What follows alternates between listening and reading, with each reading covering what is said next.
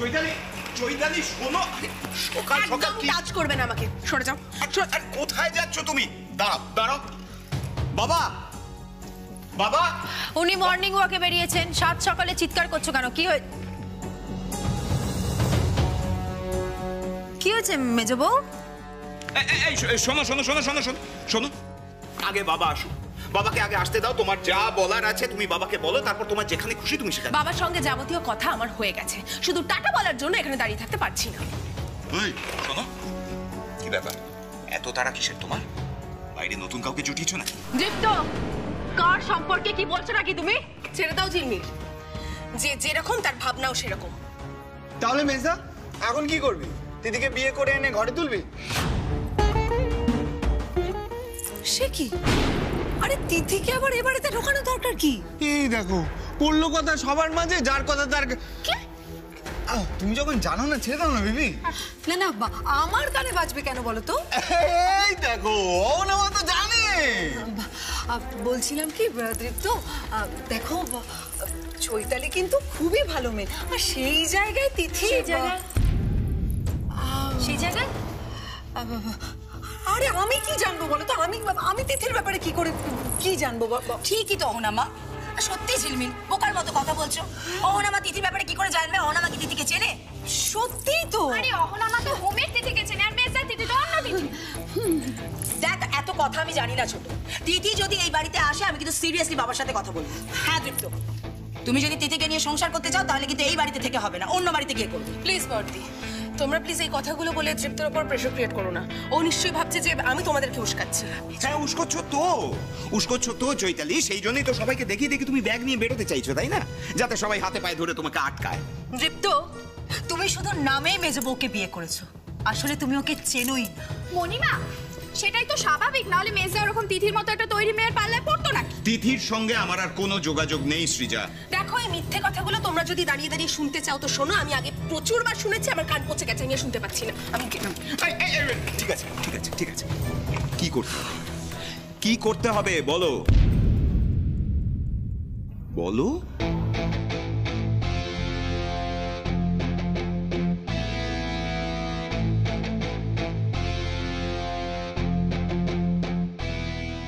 কিচ্ছু করতে হবে না। মেজো মেজো মেজো মেজো লক্ষ্মী, এটা রাখতো আগে প্লিজ। এদিকে মাথাটা ঠান্ডা কর না মেজো। আমি বুঝতে পেরেছি তুই কিছু না কিছু একটা সলিউশন বার করেছিস, তুই বল না কি করতে হবে। দেখ মেজো, তোকে ছেড়ে কি আমাদেরও ভালো লাগবে বলতো? আমাদেরও তো মন খারাপ হবে। কি কিছু বল না মেজদি, বলো না প্লিজ। মেজো প্লিজ প্লিজ বল কি করতে হবে, বল না। বেশ, তাহলে তিথিকে বাড়িতে নিয়ে আসতে হবে। কি কি সব বলছো? ইম্পসিবল। আরে যা তা ঝগড়া শুরু হয়ে যাবে তো। আরে বাবা, মিটমাটা তো হয়ে যেতে পারে। না না না, তুমি দাঁড়াও। তুমি তিথিকে এ বাড়িতে এনে প্রমাণ করে দাও যে তোমাদের দুজনের মধ্যে কোনো যোগাযোগ নেই, হয়ে গেল।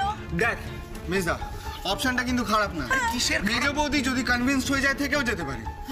পাবলো, আমি বলছিলাম কি, দেখো না, বলছি দেখো, স্বামী স্ত্রীর মধ্যে যদি থার্ড পার্সন কেউ ঢোকে, সেই অশান্তি বাড়বে বই কমবে না, তাই না? না দিদি, এই আলোচনা আপনিও তো একজন থার্ড পার্সন, বেকার আমাদের পরিবারের বিষয়ে নাক গলাচ্ছেন। আর তাছাড়া অহনামা, তুমি বারবার করে কেন বারণ করছো? এমন করে বলছো জানো মনে হচ্ছে তিথি এই বাড়িতে এলে তোমার পর্দা ফাঁস হয়ে যাবে। সে আবার কি কথা? যাকে আমি চিনি না সে আসলে আমার অসুবিধাটা কোথায় বলো তো? তাহলে আপনি চুপ করে দাঁড়ান, ওদের ঝামেলা ওদেরকেই মিটমাট করে নিতে দিন না। দেখো দীপ্ত, হয় তুমি তিথিকে এ বাড়িতে ডেকে সমস্ত কিছু মিটমাট করে নাও, নাহলে কিন্তু আমরা প্রত্যেকেই মেজো বউয়ের পাশেই দাঁড়াবো। ব্যাস। কি করবে বলো দীপ্ত? তিথিকে এ বাড়িতে নিয়ে আসবে? দেখো, আমার কাছে বেশি সময় নেই, তাড়াতাড়ি জানো।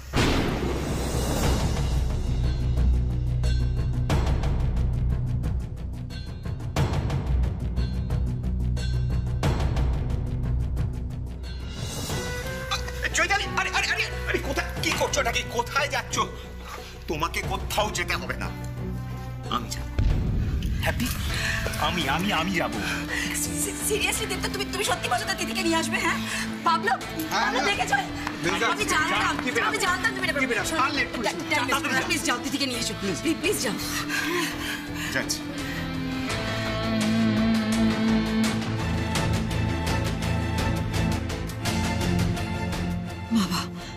তো গোদের ওপর বিস্ফোরা হয়ে গেল। তিথি আসবে, আমার সাথে ওর প্ল্যান নিয়ে যদি ও সবকিছু বলে দেয় রাগের মাথায়, প্ল্যান সাজিয়েও তো বিরাট কেস খেয়ে যাবো।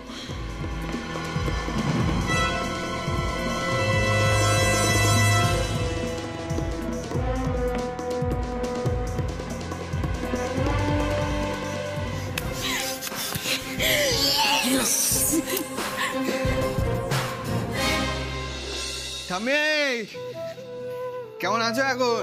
ভালো। আর কিছু হলে তোরা সামলে নিবি। এই দেখেছো আবার আজে বাজে কথা। না রে না, মজা করছি। উফ, চারিদিকে যা চলছে, তাই একটু মেজাজটা হালকা করার জন্য বলছিলাম। ভাল লাগছে না রে, সত্যি ভাল লাগছে না। ভালো লাগছে না বললে তো হবে না, খাবারটা যে শেষ করতে হবে। ও হ্যাঁ, তোমার তো আবার সব ওষুধপত্র শেষ হয়ে গেছে। শেষ হয়ে গেছে মানে আবার তো খেতে হবে? আরে না রে বাবা, আমি তো প্রেসক্রিপশন নিয়ে গেছিলাম ডাক্তারের কাছে। ডাক্তার বললেন ওই কড়া কড়া ওষুধগুলো আর খেতে হবে না, শুধু তোমার প্রেশারের ওষুধটাই খেলে চলবে। আর হ্যাঁ, অনেকটা হাসি খুশি থাকতে হবে। চেষ্টা তো করছি, কিন্তু পারছি কই।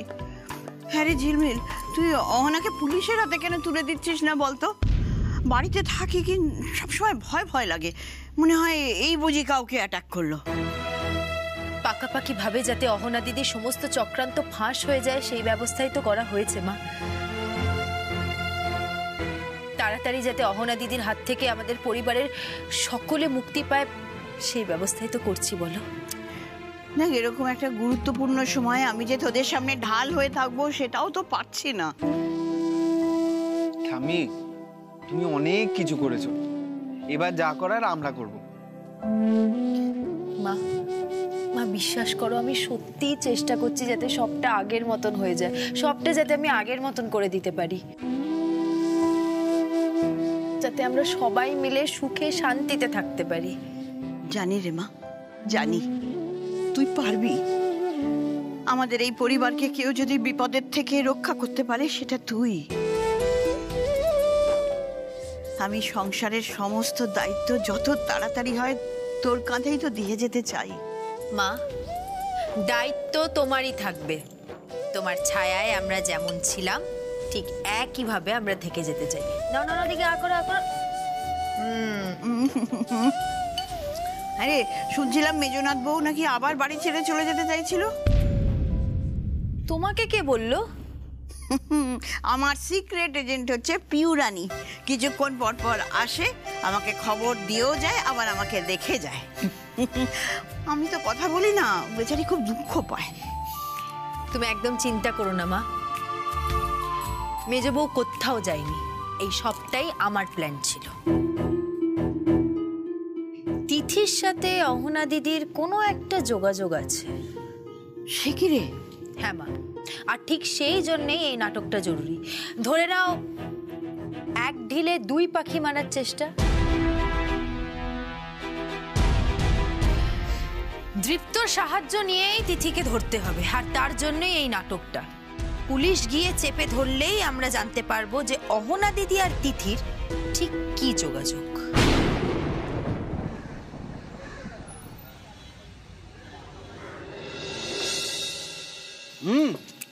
মণিমা, আজ মাছ ভাজা হবে তো নাকি? হ্যাঁ হবে তো। আরে ছোট ছেলে, মাছটাকে তেলে ফেলে একেবারে এপিট ওপিট করে ভাজবো আমি। বাবা চিরবির করবে তো, দেখো আবার হাতে না লাগে জানো। না না ছোট বউ, ওসব তো শুরুর দিনে হতো, এখন তো আমিও পোড় খাওয়া হয়ে গেছি। হাড় মাস যার ভাজা ভাজা হবার তারই হবে। বাই দ্য ওয়ে, মাছের কথা শুনে মনে পড়লো, আজকে মাছটা কোথা দিয়ে আসবে? বাজার থেকে না পুকুর বা অ্যাকুয়ারিয়াম থেকে? ছোট বউ, সেই সিদ্ধান্তটা আমি কি করে নেব বলো? আবির্বাবু তো নেই, উনি তো মর্নিং ওয়াকে গেছেন। উনি দাঁড়াও না মা, উনি ফিরে এলে আমি ওনাকে জিজ্ঞেস করে তারপরই বলতে পারবো। এই দেখো, আজকাল না তোমরা বড্ড বেশি ভাব বাচ্চা কথা বলো, আমরা কিছুই বুঝে উঠতে পারি না, তাই না মেজো? না, এটা তো না বোঝার কিছু নেই। মানে ওই গোবের জলের মাছটা বলে ওরা তো সবসময় অহনা মায়ের দিকে ইঙ্গিত করে, তাই না অহনা মা? শোনো, তোমরা না এবার খুব বাজেভাবে আমাকে অ্যাকিউজ করছো। হ্যাঁ, তোমরা বুঝতে পারছো তো আবির যদি জানতে পারে তোমাদের প্রত্যেকের অবস্থা কি করবে? ওরে বাবা, ছেড়ে দিচ্ছে। মণিমা, তুমি যখন রেগে যাও না তখন একদম পাল্টে যাও, মনে একদম অন্য একটা মানুষ। ঠিক তাই, মাঝে মাঝে আমারও কেমন গুলিয়ে যায় জানো মা, যে আমি অহনা দিদি বলবো না রুক্মিণী বলে ডাকবো। ঝিলমিল, এনাফ ইজ এনাফ। হ্যাঁ, আমারও কিন্তু ধৈর্যের একটা সীমা আছে। ওকে অহনা দিদি, মা ভয় পাচ্ছে, মায়ের শরীর ভালো নেই, ঠান্ডা মাথায় গলাটা নামিয়ে কথা বলুন। অহনা মা প্লিজ কুল ডাউন। দেখো একদিনে এতগুলো ঝামেলা নিতে পারবো না আমরা। একটু পরে তিথি আসবে এই বাড়িতে, তারপর তো আমাদের সব কনসেন্ট্রেশন তিথির ওপরে চলে যাবে, তাই না ভাবলো? হ্যাঁ বাবা, বড় বউ তিথির না বড্ড ঠোঁট কাটা, ওর তো মুখের কোনো লাগামই নেই। মানে কেঁচো খুঁড়তে কেউটে বের করে ফেলতে পারে বলছো? মানে সেটা যদি হয় তাহলে কি করব? চিন্তা করো না, কেউটেই হোক কি গোগ্রই হোক, লাঠি মেরে ঠান্ডা করতে বেশিক্ষণ সময় লাগবে না আমার।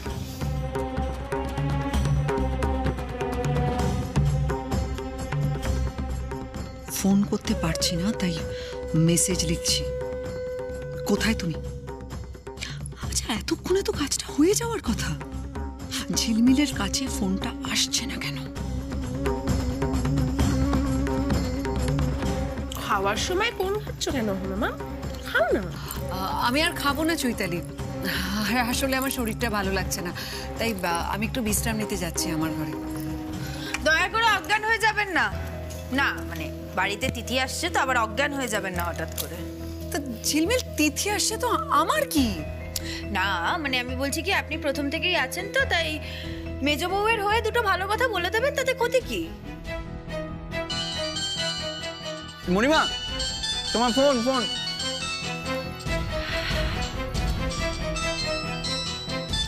খাওয়ার সময়। হ্যালো,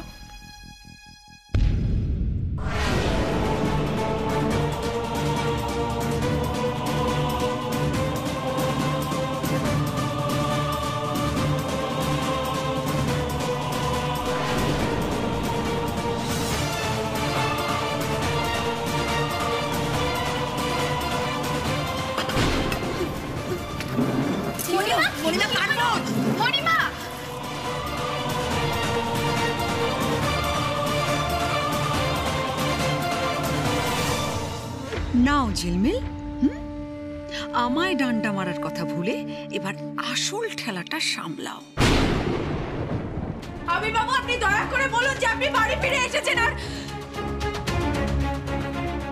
কেউ আমাকে ফোন করে আমার সাথে মজা করেছে। আবির বাবু,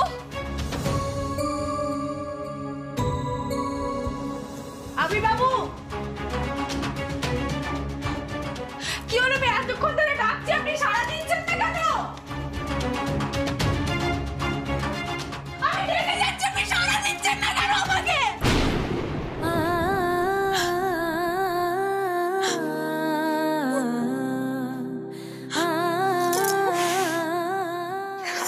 আমি ওকে বোকার মতন খুঁজে বেড়াচ্ছি। বাড়িতে এলে তো মানুষটাকে দেখতেই পেতাম।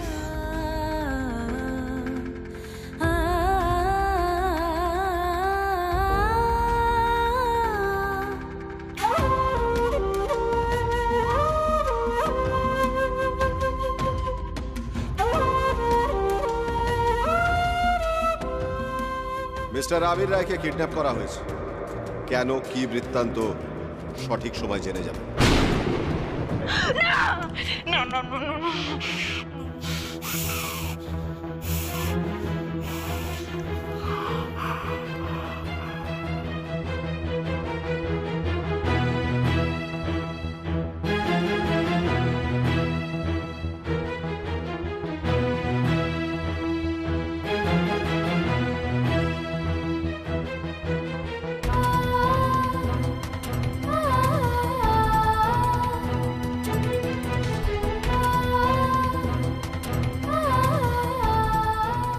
আমি জানি এটা কে করেছে, আমি জানি এটা কে করেছে। ছাড়বো না, আমি ছাড়বো না।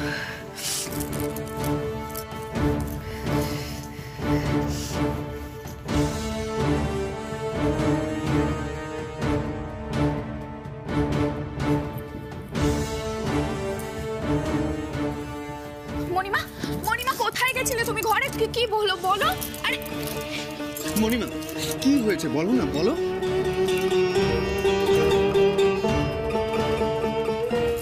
কি হয়েছে বলো তো, কিছু তো বুঝতে পারছি না। দাঁড়া, আমি ঝিলমিল ঝিলমিল ঝিলমিল ঝিলমিল আমার কথাটা শোনো। কি হয়েছে? কার ফোন ছিল বলো, বুঝতে পারছি না তো কি হয়েছে। ঝিলমিল, এই বলছি দৃপ্ত ফোন করেছিল কি তিথিকে নিয়ে ফিরতে পারবে না? আচ্ছা ওকে তিথিকে নিয়ে কোথাও চলে গেছে? ঝিলমিল বলে যাও না। এসব বৌদি দেখছো না মণিমা হন্যে হয়ে কিছু একটা খুঁজছে সারা বাড়ি। মণিমা মণিমা মণিমা মণিমা তুমি শান্ত হও, আগে বলো কি হয়েছে বলো। আরে কি হয়েছে বলো শান্ত হয়ে।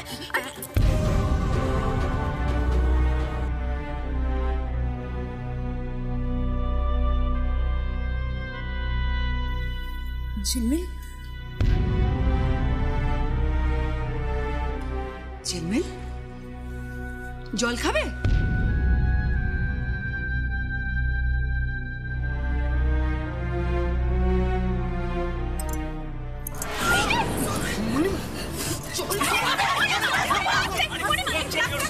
এখনো সময় হয়নি। সত্যিটা জানলে না তোমরাও নিজেদের ধরে রাখতে পারবে না। অনেকদিন আগে আমার সাবধান হওয়া উচিত ছিল। বেলা 9টা বাজে, 8টার সময় আসেন আমির বাবু। কোথায় আমির বাবু? মানে বাবার কি হয়েছে? বাবা কোথায়? প্লিজ বলো, বাবা কোথায়? মণিমা কে ফোন করেছিল? একটা ফোন এসেছিল আমাকে বললো আবির বাবুকে কিডন্যাপ করা হয়েছে। কিডন্যাপ? আবিরকে কিডন্যাপ করা হয়েছে? হে বাবা, এই জঘন্য কাজটা কি করলো বলো তো? নাটক করছে।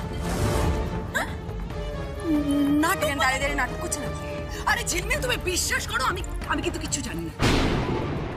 কিন্তু আমি তো আপনাকে কিছু জিজ্ঞাসা করিনি। তাহলে আপনি সাফাই দিলেন কেন? আরে কি, তাহলে আপনি সাফাই দিলেন কেন? আমার কথাটা শোনো আমার কথাটা। তোমাদের যাই কিছু হোক সমস্ত সময় আমাকে সন্দেহ করো কেন? এই আমার স্বামী কোথায়? আমার স্বামী কোথায়? দেখলে তো আঙুলটা কিন্তু তুমি আবারও আমার দিকেই তুলে আছো। হ্যাঁ, কি বলছে? হ্যাঁ, ও কি আবির বাবু কোথায়? তো মহা মুশকিল বলছি তো ঝিলমিল, আমি কিছু জানি না। আমি আপনাকে আবারও জিজ্ঞেস করছি।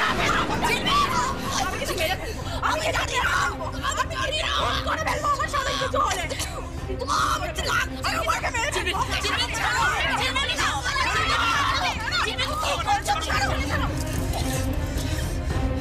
ওর মাথা খারাপ হয়ে গেছে।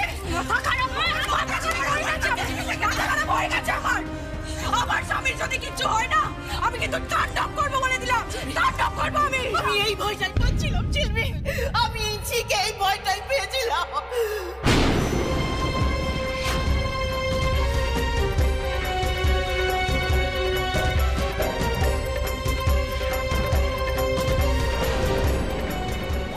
মা কথা বলছে, সর্বনাশ করেছে। এই মাত্র বললো নাকি নাকি নাকি আগেই বলা শুরু করেছে?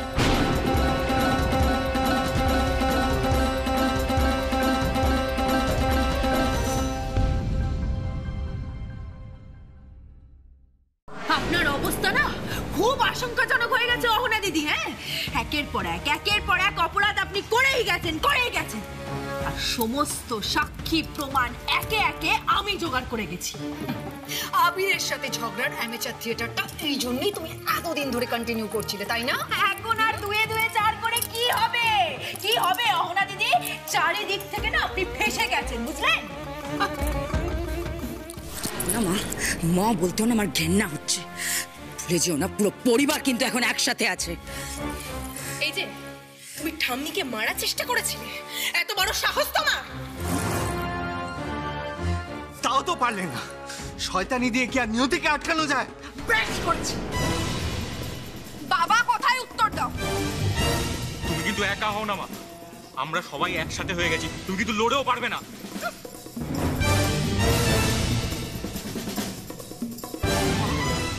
আমি তোমাকে বারবার সাবধান করেছিলাম মা, তুমি এটা কি করলে? সবাইকে তাতিয়ে দিলে। হ্যাঁ, আমার ছেলে কোথায়? চোমের দক্ষিণ দুয়ারের আগে স্টপেজে আছে মা। একটা জাস্ট টোকা মারবো, ভবলীলা সাঙ্গ।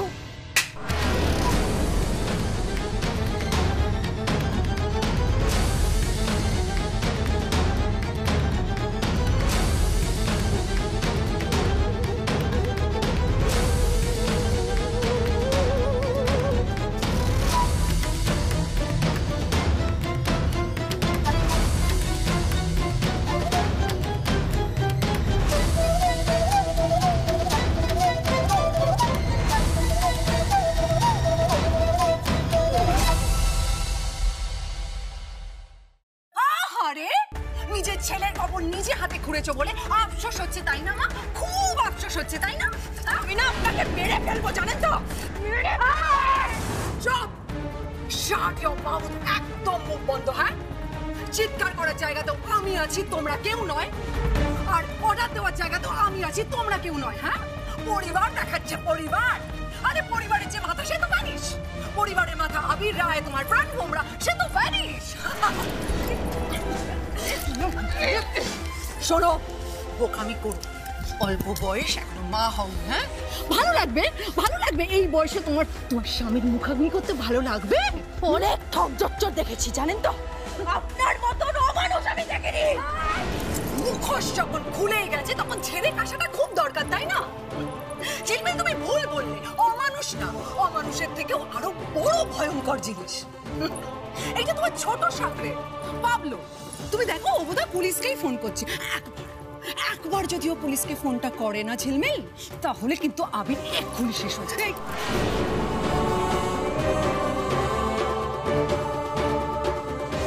হ্যালো হ্যালো, ফোনটা তোলো, আরে তোলো ফোনটা। Pablo, it's okay. ঠিক এক্ষুনি যখন প্রত্যেকের ফোনে ফোনে আবিরের মৃতদেহের ছবিটা ঢুকবে না, তখন তো সেটা ভালো করে মন দিয়ে দেখতে হবে, এনজয় করতে হবে তো।